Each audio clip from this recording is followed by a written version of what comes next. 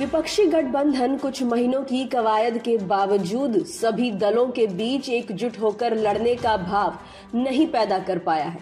अभी भी इन दलों के बीच गंभीर अंतर्विरोध बने हुए हैं। इंडिया गठबंधन कई मुद्दों पर गठबंधन सामूहिकता का संदेश देने में विफल रहा है।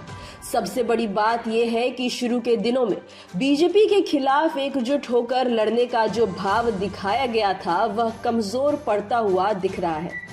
मुंबई में इंडिया की मीटिंग होने के बाद तेजी से फैसले लेने की बात कही गई, लेकिन असल में हुआ ठीक उल्टा। मुंबई मीटिंग के बाद कहा गया कि अलायंस की अगली मीटिंग भोपाल में होगी, जहां इंडिया गठबंधन की एक बड़ी रैली भी होगी।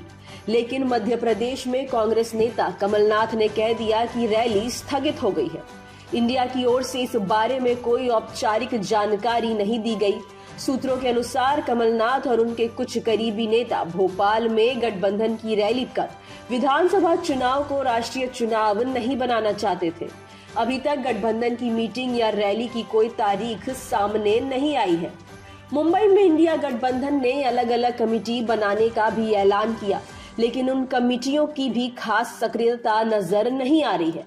एक दिन कोऑर्डिनेशन कमेटी की मीटिंग जरूर हुई, लेकिन उसमें कुछ ठोस नहीं निकला।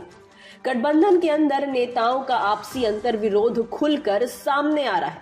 पश्चिम बंगाल में कांग्रेस नेता अधीर रंजन राज्य सीएम ममता बनर्जी पर आक्रामक रूप से हमलावर है। पंजाब में कांग्रेस और आम आदमी पार्टी के बीच तल्खी दिनों दिन बढ़ती जा रही है। ममता बनर्जी गठबंधन में वामपंथी दलों की मौजूदगी और उनके योगदान पर लगातार सवाल उठा रही है। जिन राज्यों में गठबंधन के दलों के साथ चुनाव लड़ने को लेकर स्पष्टता है, वहां भी सीट शेयरिंग को लेकर तस्वीर साफ नहीं है। बिहार हो या महाराष्ट्र, सीट शेयरिंग को लेकर बात नहीं हुई है। अखिलेश यादव भले ही इंडिया की हर मीटिंग में शामिल हो रहे हैं, लेकिन उत्तर प्रदेश में कांग्रेस के साथ सीट शेयरिंग को लेकर अभी तक स्थिति साफ नहीं हुई है। किन मुद्दों को लेकर चुनाव लड़ा जाएगा, अभी इस पर भी कोई सामूहिक फैसला नहीं हुआ है। गठबंधन के नेता मानते हैं कि चुनौती बेहद तगड़ी है। हालांकि कांग्रेस खेमा इंडिया गठबंधन में सुस्ती की बात को खारिज करता है। उसके नेता दावा कर रहे हैं कि सब कुछ सही तरीके से आगे बढ़ रहा है। सीट शेयरिंग की बात आगे क्यों नहीं बढ़ पा रही है, इस पर उनके नेताओं का तर्क है कि एक दो राज्यों में ही दिक्कत है और उसे भी समय रहते सुलझा लिया जाएगा। हालांकि ये भी माना जा रहा है कि कांग्रेस सीट शेयरिंग का मुद्दा साल के अंत में होने वाले विधानसभा चुनाव तक टाल कर रखना चाहती है। पार्टी को उम्मीद है कि चुनाव में बेहतर प्रदर्शन से अधिक सीटों को लेकर उसका दावा कहीं मजबूत होगा। लेकिन कुछ क्षेत्रीय दलों को आशंका है कि अधिक देरी से गठबंधन बेपटरी ना हो जाए। दरअसल इंडिया गठबंधन की एकजुटता बने रहने को लेकर जो आशंकाएं जताई जा रही है, उसकी वजह विपक्षी दलों का पिछला रिकॉर्ड है। 2019 में आम चुनाव से पहले भी ऐसी ही एकजुटता की गंभीर कोशिश हुई थी। तब टीडीपी सुप्रीमो चंद्रबाबू नायडू और बीआरएस नेता केसीआर ने विपक्ष को एकजुट करने की पहल की थी, लेकिन उस वक्त बीजेपी के पक्ष में आए एक तरफा चुनाव परिणाम ने चुनाव बाद इनके एकजुट होने की संभावनाओं को खारिज कर दिया।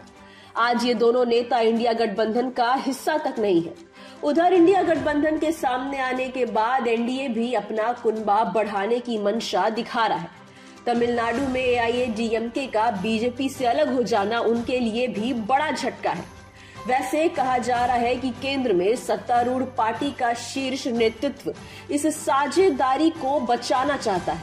कहा तो ये भी गया कि तमिलनाडु प्रदेश बीजेपी की लीडरशिप के कारण यह साझेदारी टूटी और इसे लेकर शीर्ष नेतृत्व राज इकाई से नाराज है।